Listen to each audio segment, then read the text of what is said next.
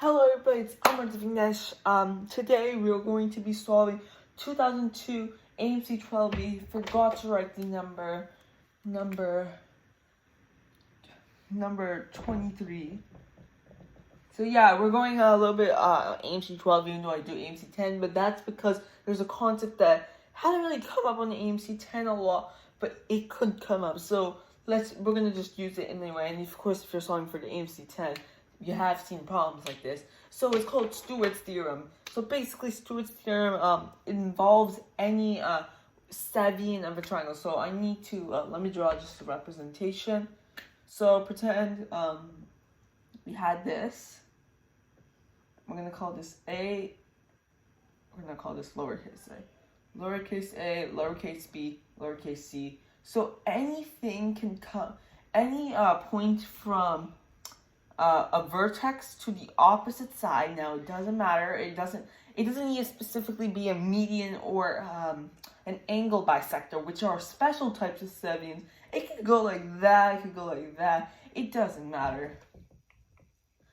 But let me just draw for representation something like this.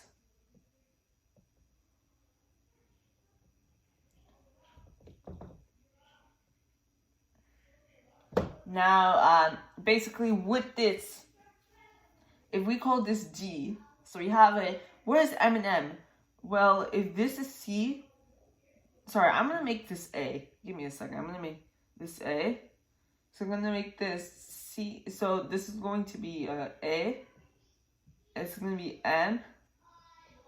And this is going to be N. Basically, N and C must be opposite of each other. So basically, but for this problem, if you don't get that right, it's really not going to matter. But for Stewart's theorem in general, so this whole thing is A, this one's M and N. And then if you plug all of this N, you can actually find out the length of any of you can find the length of anything, basically, if you know all of the other. So what the problem states is, let me get to the problem. In ABC, if we have AB equals 1, so if you want an AB equals 1, we're going to call this C because it's opposite of the C angle. So I'm going to say the whole problem and then draw it based on that. So AB equals 1, so C is equal to 1, AC is equal to 2, so B is equal to 2, and side A and the median from A to BC, which we're going to call D, have the same length. So basically what it's saying is if we had a triangle, now it really is not going to matter. The median has this has the same length as this whole thing. So that's interesting. But remember we said like 2 and 1. So we said C's, so what I'm going to draw is something like that. Okay, that may be 2. Something like that, but I'm going to draw a little bit on a larger scale.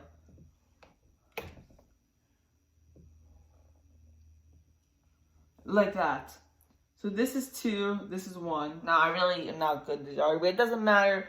And basically, if we draw a Savian from here, and remember, we said that this is the median, so this actually divides us up. So this is a special type of Savian. And we're going to call, it says this whole thing is equal to this. Now, because we want M and N, we could call this whole thing X and then hold this thing X. But if we call this whole thing X, then each one has to be half X because the median splits it up. So we're actually going to call each one X, and then the whole thing will be 2X, which means the median is 2X. So now, what we have to do is, we said 1 is this, so this is going to be C, and this is going to be B, just 2, and this, of course, is A. So let's just plug it in. So A is this whole thing here, so that's X plus X, so that's 2X times D squared is 2X squared, which is 4X squared, and then MN is this times this, which is X squared. So that becomes 2X times 5X squared, which is just 10X to the cubed. Now, B squared is just 2 squared times X, so that's 4X, plus C squared, which is 1 squared times X, which is x. So that's just 5x. So now, see how easily we got to the answer. We can just solve this. So we can take 10, we can divide x by both sides. 10x squared equals 5. Half is equal to x squared. X is equal to square root 2 over 2. But and that's not even a choice. What are we solving though? We're solving for BC. So we're solving for this whole thing. So we found x, but we need to find 2x. So we're gonna, this one's running out at the end. So, well, all we have to do is just multiply this by 2. So square root 2 over 2 times 2. That's going to equal square root 2. So this thing is square root 2. So that's how Stewart theorem can make a problem way easier. Now, if you didn't use Stewart's theorem, you would probably have to use some complex type of it would be pretty complex, I mean. And remember, this is AMC12B number 23, so we can just solve that easily with Stewart's theorem. So theorems, knowing this, would be very easily, you can solve really hard problems with knowing, knowledge of the theorem and knowing how to apply it to the situation.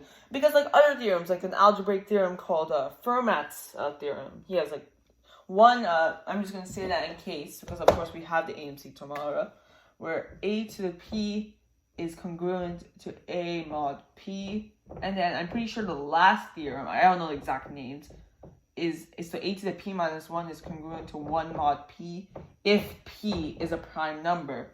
But, of course, a lot of them, you cannot get exactly p here and p here. But if you can use stuff like Euclid's algorithm and all stuff like that, you can actually, not Euclid's algorithm, something similar to that, just cutting it down, you can easily get it. So, that's really all I have to say. Tomorrow are the AMCs, the A edition, so you may be taking the AMC 10A or the AMC 12A. So, good luck on your AMCs through the AOPS platform. And yeah, thank you for watching. Good luck.